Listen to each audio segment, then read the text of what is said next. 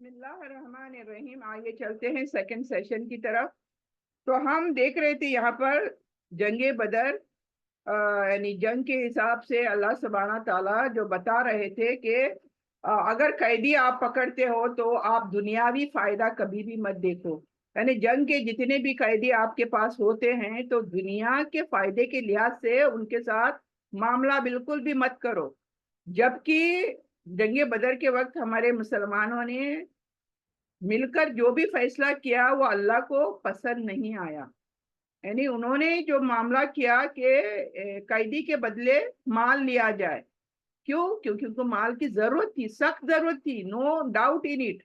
لیکن اللہ تعالیٰ نے اس ضمن میں، قیدیوں کے ضمن میں کیا کہا یہ ابھی اس آیت میں آئے گا، دیکھیں اس کو یہاں پر ہم کنٹینیو کرتے ہیں۔ اللہ یہاں پر فرما رہا ہے لولا کتاب من اللہ سبق لمسکم فیما اخذتم عذاب عظیم، یعنی اگر اللہ کی طرف سے ایک بات پہلے ہی لکھی ہوئی نہ ہوتی تو جو کچھ تم نے لیا ہے اس کے بارے میں تمہیں ایک بڑا عذاب پہنچتا۔ کتنی خطرناک آیت دیکھے اللہ سبحانہ تعالیٰ نے ان مسلمانوں کے لیے جنگ بدر کے ٹائم جو فیصلہ کیا تھا اللہ کو پسند نہیں آیا۔ یہاں پر سمجھ میں آتی ہے یہ بات، دیکھیں اللہ تعالیٰ کہتا ہے اگر ایک بات میں نے پہلے سے لکھی نہ ہوتی، یعنی کیا مطلب ہے؟ یعنی یہ جو فدیہ لینا ہے، قیدیوں کو دے کر واپس کر کے فدیہ لینا ہے، یہ اللہ نے آلریڈی لکھا تھا، یعنی مسلمانوں کے لیے فدیہ لینا جائز ہے عمل۔ یہ اللہ سبحانہ تعالیٰ نے آلموسٹ لکھا تھا یہ پہلے، اس کے پہلے۔ اس لیے اللہ کہتا ہے نا اگر میں نہیں لکھتا تو دیکھو کیسا عذاب آ جاتا ان کے اوپر۔ تو اللہ نے اس لیے چھوڑ دیا مسلمانوں کو کیونکہ اللہ نے فدیہ لینا جائز قرار دیا تھا، آلریڈی لکھا تھا، لیکن اللہ کو پسند کیوں نہیں آیا یہ بات ہم یہاں پر کرتے ہیں ابھی۔ تو غزوہ بدر کے یہ قیدیوں کے معاملے میں سلسلے میں جو تھا، مسلمانوں نے جنگ کے بعد قیدی بنائے اور ان میں سے فدیہ لینے کا فیصلہ بھی کیا۔ اللہ تعالیٰ نے انہیں وارننگ دی کہ اس معاملے میں ان سے اجتہادی طور پر ایسی بات واقع ہوئی جس میں دنیاوی فائدے کو ترجیح دینے کا پہلو تھا، یعنی اللہ نے سمجھ لیا، اللہ نے بھانپ لیا کہ انہوں نے جو فیصلہ کیا ہے اس میں دنیا کا فائدہ ہے، دنیا کے لحاظ سے انہوں نے یہ فیصلہ کیا ہے۔ تو کتاب من اللہ سبق سے مراد کیا ہے؟ اللہ تعالیٰ کا وہ پہلے سے طے شدہ تھا، یہ معاملہ پہلے اللہ حکم کر چکا تھا کہ اس امت کے لیے کیا ہے، بات چیزیں جائز ہوں گی اور معاف بھی فرمائی جائیں گی۔ اسی وجہ سے اللہ تعالیٰ نے فوراً عذاب نازل نہیں کیا تھا ان لوگوں پر جب انہوں نے فدیہ لے کر قیدیوں کو چھوڑا تھا، یعنی اللہ تعالیٰ نے اپنی رحمت اور سابقہ فیصلے کی وجہ سے، یعنی آلریڈی فیصلہ کیا تھا اللہ نے کہ فدیہ ان کے لیے، مسلمانوں کے لیے جائز ہے، وہ لے سکتے ہیں۔ یہ جو فیصلہ اللہ نے پہلے ہی کیا تھا اس وجہ سے یہ مسلمان چھوٹ گئے، لیکن ساتھ ہی اللہ تعالیٰ نے یہ بتا دیا کہ آئندہ ایسے نہیں ہوگا، آئندہ کسی بھی جنگ میں ایسے نہیں ہوگا، اس میں اللہ تعالیٰ کی رضا دیکھنی ہوگی پہلے، اور آخرت کو دنیا کے فائدے سے اوپر رکھنا ہے، آخرت کا فائدہ اوپر رکھنا ہے، دنیا کا فائدہ بعد میں۔ تو یہاں پر ایکچولی کیا ہوا معلوم ہے، تھوڑا اتنا یہاں پر اگر ڈیٹیل جب پڑھتے ہیں تو سمجھ میں آتا ہے اللہ تعالیٰ جنگ میں جو جنگ کرتے ہیں اور قیدی پکڑتے ہیں اس کے بارے میں سورہ محمد میں اللہ تعالیٰ فرماتے ہیں کس طرح سے جنگ کرنا چاہیے، دشمنوں کو کس طرح سے مارنا چاہیے، یعنی ایک تو دشمنوں کو قتل کر دینا چاہیے، جیسے ہوتا ہے نا اللہ تعالیٰ وہاں پر بتاتے ہیں اس طرح سے کہ ایک سانپ کو جب کچلا جاتا ہے تو کیا ہم ادمرا سانپ چھوڑ دیتے ہیں کبھی تاکہ وہ پھر دوبارہ اٹھے سانپ اور ہمارا آ کر بدلہ لے لے؟ ایسا تو کبھی مارتے نہیں ہے نا سانپ کو ہم لوگ، क्योंकि सांप तो सांप है ना, जहरीला होता है। तो दुश्मन, खैर दुश्मन है, वो भी सांप ही है, उसको भी ऐसे अल्लाह ताला ने कहा ऐसे कुचलो उसको, ऐसे तोड़ो उसको कि वो दोबारा सर नहीं उठा सके। तो जंगे बदर में थोड़ी मुसलमानों से कमजोरियां हो गईं। उन्होंने कैदी पकड़ने के चक्कर में, ज्यादा से ज्यादा कैदी पकड़ने के चक्कर में उनसे गुस्ताखियां हो गई। उन्होंने वो हरकत नहीं करी कि मारे तोड़े दुश्मनों को, कुचल डाले मुसलमानों को। कुछ को मार डाला, खैर कुछ भाग गए, कुछ मुशरिकीन मक्का भाग गए, और कुछ को इन्होंने पकड़ने में लग गए, बांधने में लग गए। अगर मुसलमान सीरियसली उनके पीछे पड़ जाते, कुचल डालते उनको, अल्लाह कहते हैं उनको जिस तरह से अल्लाह ने जंग में कुचलने का कहा, ऐसा अगर उनको पहले ही बार कुचल डालते तमाम मुसलमान मुशरिकों को, तो वो दोबारा सर उठाने के काबिल ही नहीं रहते, राइट? दोबारा जंग करने को आते ही नहीं। कुरैश मक्का, कुफार मक्का जितने भी थे, लेकिन बिकॉज ये मुसलमानों से कोताहियां हुई, उन्होंने कमजोरियां दिखाई, और उन्होंने चाहा कि ज्यादा से ज्यादा कैदी पकड़े, तो उन्होंने क्या किया, बांधने लगे कैदियों को। बांधने के चक्कर में कुछ कैदी भाग गए, कुछ कैदी हाथ आ गए, और वो जो हाथ में आए थे उन कैदियों के एवज में उन्होंने फिदिया लिया, जो कि अल्लाह को पसंद नहीं आया ये अमल। अल्लाह चाहता था उनको सांप के फन कैसे कुचलते हैं वैसे उनको कुचल डाले, और ये चीज मुसलमान नहीं कर पाए, इसलिए अल्लाह नाराज हुआ। यहाँ पर फिदिया लेने से नाराज नहीं हुआ, लेकिन उनकी कमर क्यों नहीं तोड़ी, इस वजह से नाराज हुआ अल्लाह सुब्हानहू तआला। ये बाद में सूरह मोहम्मद में ये तमाम चीजें आई हैं। तो यहाँ पर देखें, क्लियर ये चीज समझ में आती है कि हमें दुश्मन का मुकाबला कैसे करना है। दुनिया का फायदा ना देखो, बल्कि क्या देखो, आखिरत का, दीन का फायदा देखो। तो इस वजह से अल्लाह नाराज हुआ। तो मोमिन को क्या है, हर काम अल्लाह ही की रजा के लिए करना है। मेरी कोई वो ख्वाहिश नहीं होनी चाहिए कि मैं इतने कैदी पकड़े तो हमें इतना माल मिलेगा, उतना माल मिलेगा, हमारे लिए अच्छा होगा। ये सब नहीं है। उनको ऐसे मारो, ऐसे कुचलो कि वो सर कभी भी दोबारा उठा नहीं सके। हुआ क्या मालूम है, जंगे बदर के बाद जंगे उहद, जंगे खंदक, कितनी जंगे हुई, ये इसी वजह से ना, इसी कमजोरी की वजह से। तो ये अल्लाह ताला हमें सीख दे रहा है, लेसन दे रहा है, यानी वक्ती माली फायदा देखकर हमें अपने उसूलों को नजरअंदाज नहीं करना। जंग का वसूल छोड़ दिए मुसलमानों ने, तो उसूल पक्के होने चाहिए हमारे। वक्ती तौर पर हमें बहकना नहीं चाहिए, अपने उसूलों से आजू बाजू नहीं होना चाहिए, उसूलों के लिए जान देनी चाहिए हमें। तो अल्लाह ताला अपनी बंदों की गलतियों पर अल्लाह ताला क्या कहता है, रहमत फरमाता है, लेकिन गलतियों से सबक सीखने को बता रहा है अल्लाह ताला यहाँ पर। समझ आई बात की ना? गलतियां बेशक हो जाती हैं, लेकिन हमें we have to learn lesson के अल्लाह ताला ने जो भी हमें ऑर्डर्स दिए हैं उसी को फुलफिल करना हमारा मकसद होना चाहिए। तो दुनिया क्या है, आरजी है, टाइम बिंग, असल कामयाबी आखिरत की है। तो 69 आयत देखते हैं, फकुलू मिम्मा गनिमतुम हलालन तय्यिबा वत्तकुल्लाह इन्नल्लाह गफूरुर रहीम। यानी बस जो कुछ तुमने गनीमत में हासिल किया, माले गनीमत, जो अभी वॉर में जो फिदिया लिया आपने, कैदियों को भेजा और फिदिया लिया, इसी के बारे में अल्लाह बात कर रहा है, कंटिन्यूटी है। देखिए यहाँ पर, जो कुछ तुमने माले गनीमत हासिल किया, इसे हलाल और पाकीज़ा समझकर खाओ। अभी ये हलाल है आपके लिए। अभी मैं नाराज हूं इसके लिए हराम नहीं हो गया। ये नाराज इसलिए हुआ हूं कि आपने गलतियां करी, आपने कमजोरियां दिखाई, लेकिन अब जो हुआ सो हुआ। اللہ کی رحمت ہے آپ پر. اللہ یہ مال جو ہے اللہ کہتا ہے تم پاکیزہ ہے تمہارے لیے, تم کھاؤ اور اللہ سے ڈرتے رہو, بے شک اللہ کیا ہے, بہت بخشنے والا ہے تمہیں اور رحم فرمانے والا ہے.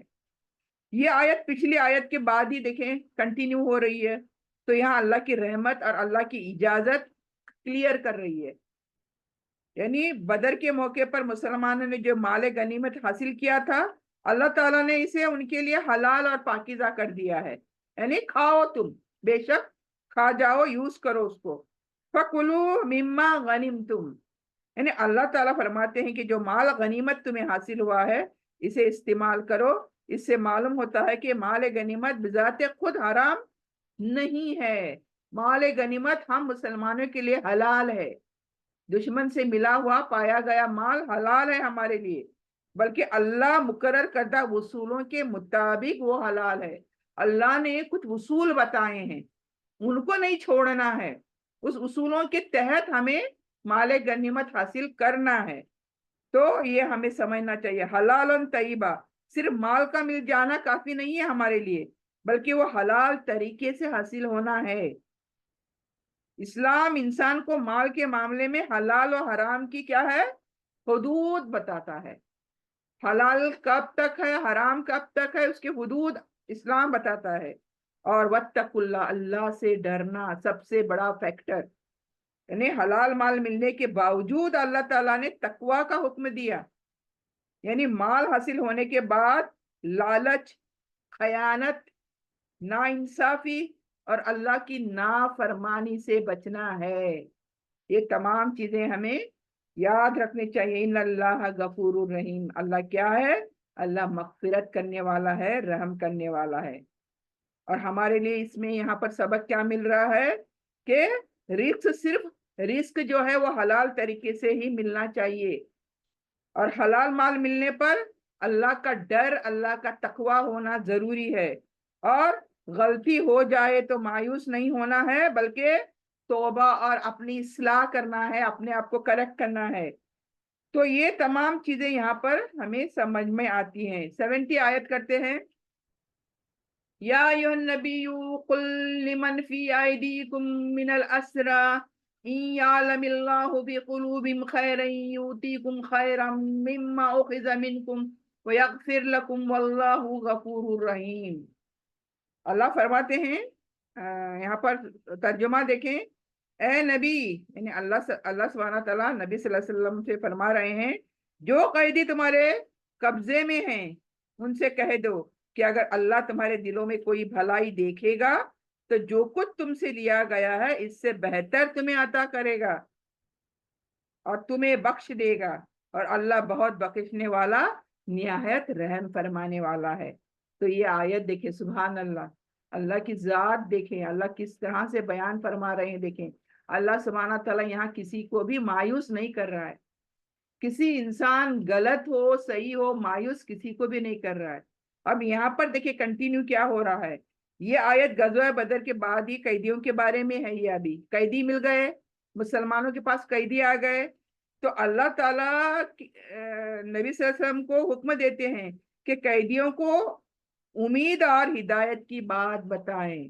یہاں پر قیدی آئے تو ان کو مایوس نہیں ہونا چاہیے. ابھی مسلمانوں کے ہتھے چڑھ گئے, اب کیا ہوگا ہمارا, وغیرہ وغیرہ. تو ان کو وہاں اس جگہ پر بھی اللہ سبحانہ تعالیٰ نبی صلی اللہ علیہ وسلم سے بتا رہے ہیں کہ کس طرح سے انہیں گائیڈ کریں, ہدایت کا راستہ انہیں کیسے دکھائیں.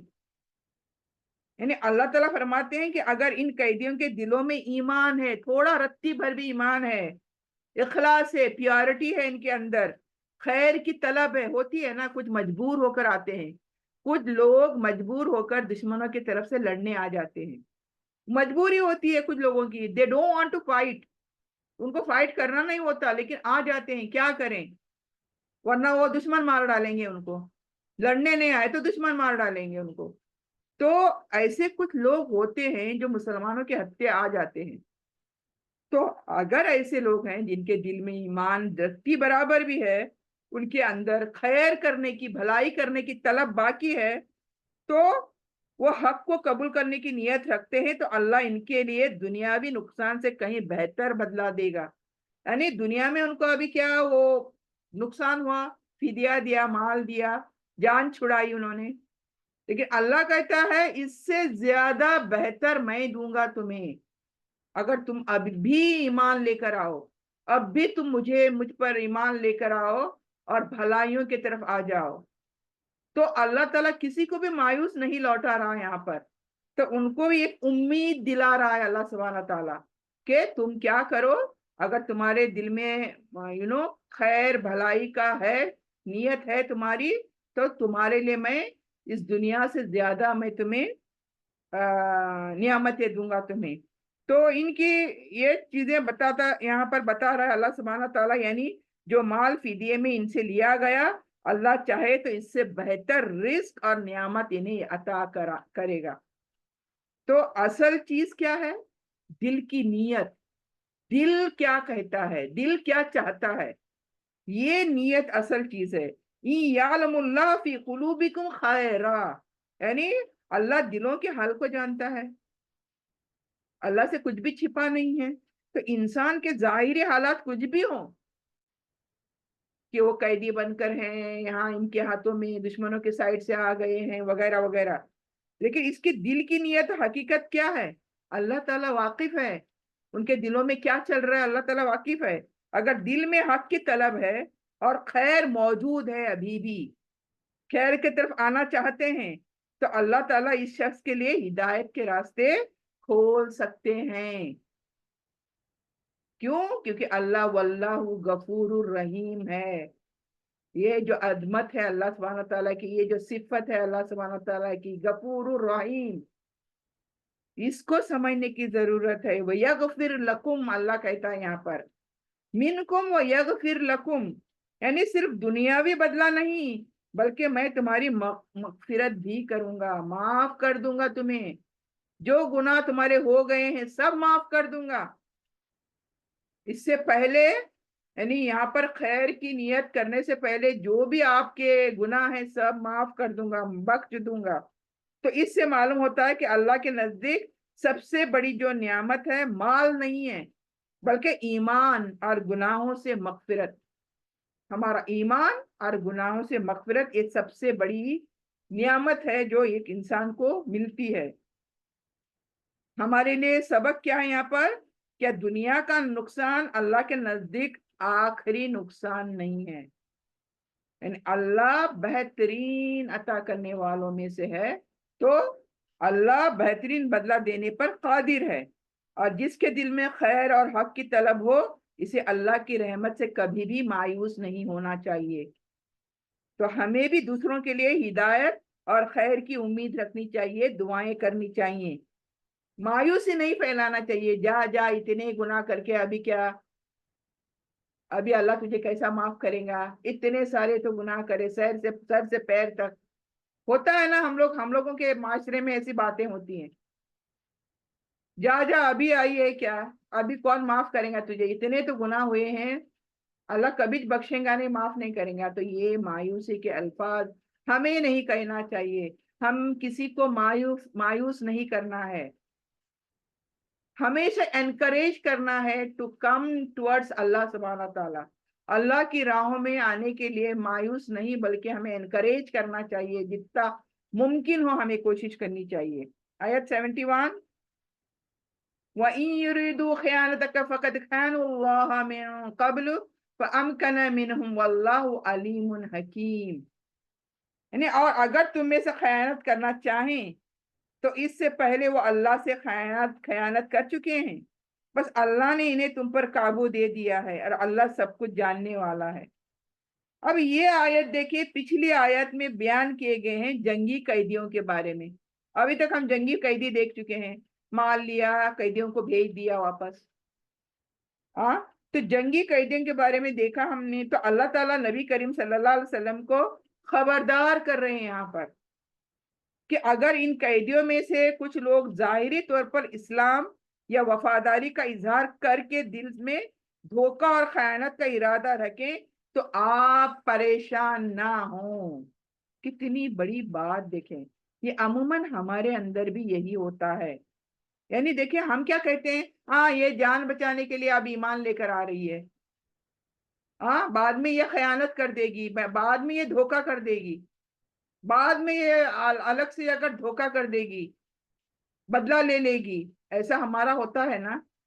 ابھی میرے سامنے کچھ نہیں، مجبور ہے تو ایمان لے کر آ رہی ہے، لیکن بعد میں جا کر یہ بدلہ لے گی ضرور مجھ سے، یہاں سے چھوٹ کر جائے گی تو اللہ یہی یہاں پر بتا رہا ہے نبی صلی اللہ علیہ وسلم کو، اگر یہ جن کو آپ لوگوں نے چھوڑا ہے پیسہ لے کر، فدیہ لے کر، آپ کو لگتا ہے کہ یہ آپ کا بدلہ لیں گے اور ابھی ٹائم بینگ کے لیے ایمان لے کر آ رہے ہیں، مسلمان بن رہے ہیں، تو اللہ تعالیٰ کہتا ہے تمہیں ڈرنا نہیں ہے بالکل بھی، ان کے دل میں جو بھی ارادہ ہے خیانت کرنے کا، دھوکہ دینے کا، وفاداری نہ کرنے کا، ان کے دلوں میں جو ہے وہ صرف اللہ دیکھ سکتا ہے، رائٹ؟ ہم نہیں دیکھ سکتے، دوسرے نہیں دیکھ سکتے، تو اللہ کہتا ہے آپ پریشان نہ ہو اے نبی، وہ اگر ایمان لے کر آتے ہیں، وفاداری نبھانے کی قسم کھاتے ہیں، جو بھی ہے، آپ پریشان نہ ہو کہ بعد میں یہ جا کر آپ کا بدلہ لے لیں گے۔ اگر وہ آپ کے ساتھ خیانت کرنا چاہیں، یعنی دوبارہ مسلمانوں کے خلاف سازش کرنا چاہیں گے، تو اللہ تعالیٰ ان کے ارادوں سے باخبر ہے، واللہ علیم حکیم، اللہ جانتا ہے نا۔ ابھی وہ اگر کمپرومائز کر رہے ہیں، اگریمنٹ کر رہے ہیں، نہیں ہم لوگ ایمان لانا چاہتے ہیں، ہم مسلمان بننا چاہتے ہیں، تو بے شک انہیں مسلمان ہونے دیں، صحیح راستے پر آنے دیں، بعد میں کیا کریں گے، وہ کیا نہیں کریں گے، وہ چھوڑ دیں، مجھ پر چھوڑ دیں، اللہ فرما رہا ہے، کیوں؟ میں ان کے دلوں کو دیکھ رہا ہوں نا، آپ نہیں دیکھ رہے، تو فقط خان اللہ من قبل، یعنی انہوں نے پہلے ہی اللہ کے ساتھ خیانت کی تھی، جیسے ابھی یہ جنگ بدر میں لڑنے کو دشمنوں کے طرف سے آئے تھے، آپ مسلمانوں کے ہاتھ میں ہیں، ان کی مجبوری ہے، تو انہوں نے پہلے خیانت آلریڈی کری، یعنی ان قریش مکہ سے جتنے آئے تھے وہ خیانت کر کے ہی تو آئے تھے نا مسلمانوں سے جنگ کرنے کے لیے، تو اللہ کے احکام سے منہ موڑا، حق کو پہچاننے کے باوجود انکار کیا اور اللہ کی نافرمانی کی، تو اللہ کے ساتھ انہوں نے خیانت کی،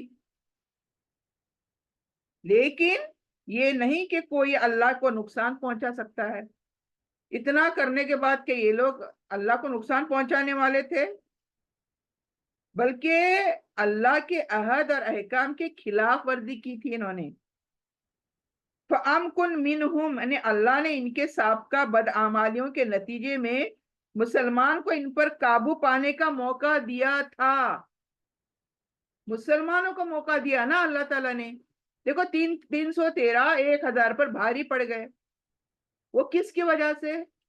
مسلمانوں کی طاقت کی وجہ سے نہیں، بلکہ اللہ تعالیٰ نے مدد کی، تو یہاں پر اللہ یہی بتانا چاہتا ہے کہ یہ مسلمانوں کو ان پر قابو پانے کا موقع اللہ نے دیا تھا، اس سے معلوم ہوتا ہے کہ اللہ تعالیٰ دشمنوں کی سازشوں سے بھی پوری طرح باخبر ہے، یعنی دشمن کیا سازش کر رہے ہیں یہ تمام چیزیں اللہ تعالیٰ جانتا ہے، میں نہیں دیکھ سکتی لیکن اللہ تو دیکھ سکتا ہے، واللہ علیم حکیم، آخر میں اللہ تعالیٰ اپنی دو صفات بیان کر رہے ہیں، علیم حکیم، علیم بہت علم والا، اللہ کے علم کے پاس کوئی ٹکر کا ہے ہی نہیں نا، سارا علم اللہ کے پاس، اور حکیم، تمام فیصلے جو بھی ہوتے ہیں دنیا میں وہ حکمت پر مبنی ہوتے ہیں، یعنی اللہ تعالیٰ جو بھی کرتا ہے دنیا میں اس کے پیچھے حکمت ہوتی ہے، wisdom, and we never know it، ہمیں نہیں پتا ہوتا لیکن اللہ knows it، تو ہمارے لیے سبق کیا ہے؟ دلوں کے ارادے بھی اللہ کے علم میں ہے ہمارے، اور کسی کی خیانت سے ہمیں گھبرانا نہیں چاہیے، کیوں؟ کوئی دیکھے نہ دیکھے اللہ تو دیکھے، اللہ تو دیکھ رہا ہے، اللہ جانتا ہے، میں نہیں جان سکتی، میری اتنی پہنچ نہیں ہے، لیکن اللہ تو دیکھ رہا ہے نا، تو میں اللہ کے لیے خالص ہو جاؤں، جتنی میری پہنچ ہے وہ میں کر جاؤں اور باقی اللہ پر چھوڑ دوں، اور عہد و پیمانے کی پابندی جو ہے، وعدوں کی پابندی جو ہے، مومن کی صفت ہے کہ وعدہ کیا پورا کرو، جو کہتے ہو کر جاؤ، یہ ہماری صفت ہونی چاہیے۔ اور ہمیں اللہ کی حکمت پر بھروسہ رکھنا چاہیے، وہ دشمن کی پوشیدہ سازشوں کو دیکھ رہا ہے۔ آگے 72، میں 72 ڈائریکٹ مفہوم پڑھوں گی، یہاں پر ترجمہ کروں گی۔ بے شک جو لوگ ایمان لائے، ہجرت کی اور اپنے مالوں اور جانوں سے اللہ کی راہ میں جہاد کیا، اور جن لوگوں نے انہیں جگہ دی اور ان کی مدد کی، اور وہ ایک دوسرے کے رفیق مددگار ہیں، اور جو لوگ ایمان لائے مگر ہجرت نہیں کی، تمہارا ان سے کوئی تعلق نہیں ہے جب تک کہ وہ ہجرت نہیں کریں۔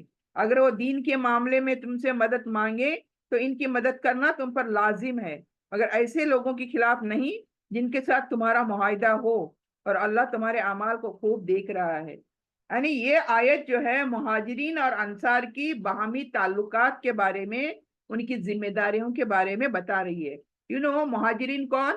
مکہ سے جو گھر بار سب چھوڑ کر مسلمان آئے تھے، مہاجرین، اور انصار جو مدینے میں بستے تھے، مدینے کے باشندے، یہ انصار کہلاتے ہیں۔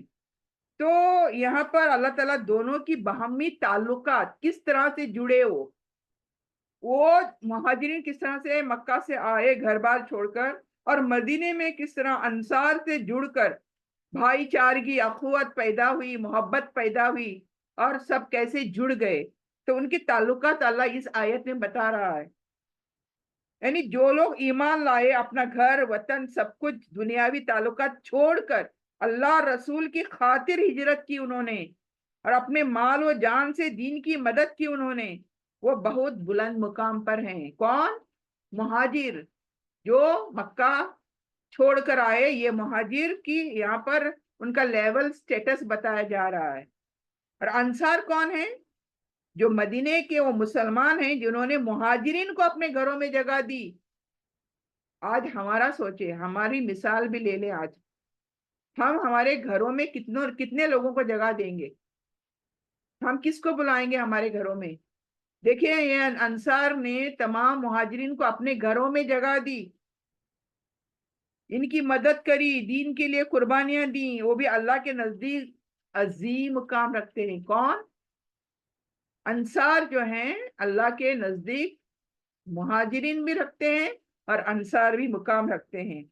اولئک بعضهم اولیاء بعض، یعنی یہ سب ایک دوسرے کے مددگار ہیں، رفیق اور پشت پناہ ہیں۔ یعنی یہ جو انصار اور یہ جو مہاجرین ہیں ایک دوسرے کے پشت پناہ ہیں، یعنی بیک بون جیسے کہتے ہیں نا، ایک دوسرے کے مددگار، سہارا دینے والے۔ تو اللہ تعالیٰ یہاں کہتا ہے صرف زبانی ایمان کافی نہیں ہے۔ جو لوگ ایمان تو لائے لیکن اس وقت ہجرت نہیں کی، کچھ لوگ تھے مکے میں ایمان تو لائے تھے لیکن ہجرت نہیں کری تھی مسلمانوں کے ساتھ، تو یہاں پر ان کے ساتھ اس مخصوص ولایت اور اجتماعی ذمہ داری کا وہ درجہ نہیں تھا جو مہاجرین و انصار کے درمیان قائم تھا۔ یعنی جو ہجرت نہیں کرے تھے، دیکھیں ایک تو ہجرت کرے تھے مہاجرین اور دوسرے مدینے کے انصار، اور یہاں پر تیسرے کی بات ہو رہی ہے جو ہجرت نہیں کرے تھے، مسلمان تو ہوئے تھے لیکن ہجرت نہیں کرے تھے۔ تو اللہ تعالیٰ یہی یہاں پر بتا رہا ہے کہ یہ ایک جیسے نہیں ہیں، یہ ان دونوں کے ساتھ شامل نہیں ہیں یہ لوگ۔ یہ حکم اس دور کے مخصوص حالات اور اسلامی معاشرے کی بارے میں ہے، یعنی دین کے معاملے میں مدد کرنا۔ اگر کوئی مسلمان کہیں ظلم و ستم کا شکار ہو جائے، یعنی یہ تو مہاجرین اور انصار تو ہیں، لیکن اگر کوئی مسلمان شکار ہو جائے اور دین کی وجہ سے انہیں مدد چاہیے، ابھی کسی کی تو مدد چاہیے، تو مسلمانوں کو اس کی مدد کرنی چاہیے۔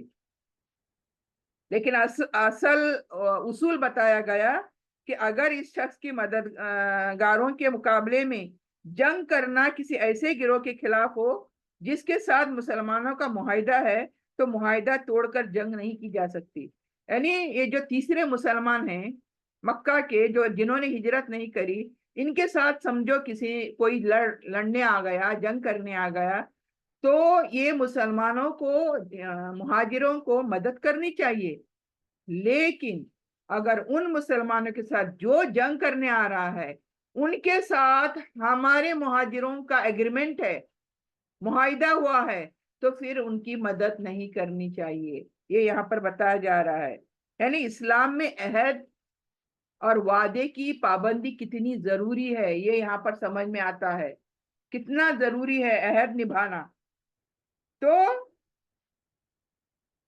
یہاں پر آگے دیکھتے ہیں ہم آیت 73.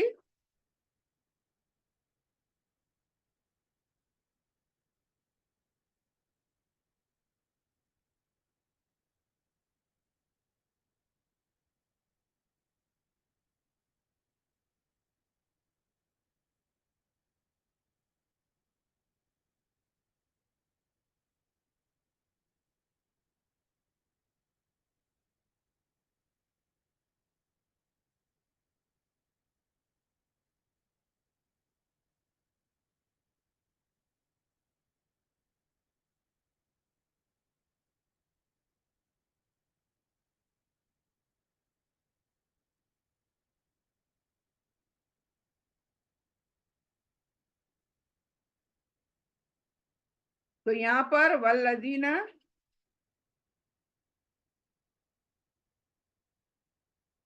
آمنوا وہاجروا جاہدوا فی سبیل اللہ والذین آووا ونصروا اولئک هم المؤمنون حقا لهم مغفرۃ ورزق کریم.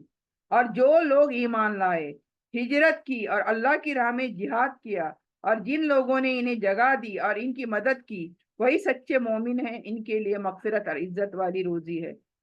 تو یہاں تمام دیکھیں جنگ کے متعلق ہی باتیں ہو رہی ہیں.